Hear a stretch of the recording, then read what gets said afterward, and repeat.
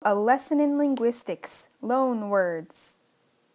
A loanword is a word that one language borrows from a foreign language and incorporates into its own vocabulary.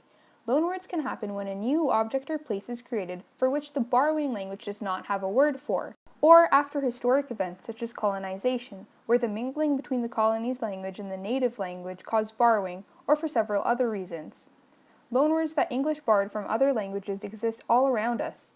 Borrowing languages generally pronounce the loanword with little to no modifications. However, in some cases, modifications must be made to the loanword.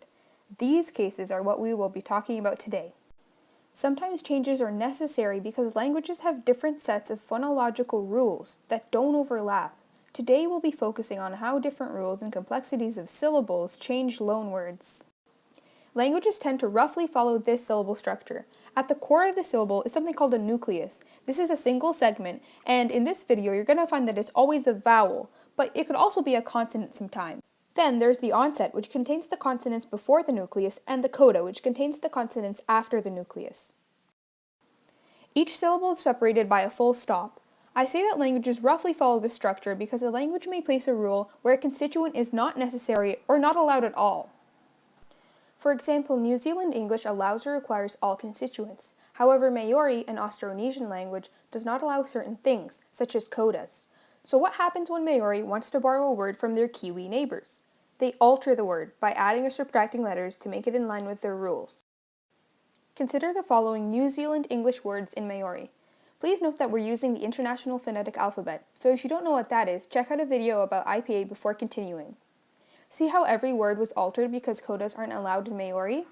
Because consonants aren't allowed after the nucleus, vowels are added or consonants are removed in order for every syllable to end in a nucleus. Let's take a deeper look. The New Zealand English word for Christmas has two syllables, both with codas, pronounced Christmas. When Maori borrowed the word, they couldn't keep it the same because they don't allow codas, so instead they changed the word structure so that each new shorter syllable is like this first one here, has only an onset and a nucleus. The resulting loanword is pronounced kiritimiti.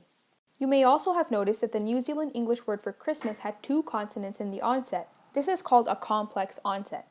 On the other hand, Maori had only single consonants in every syllable. These are called simple onsets.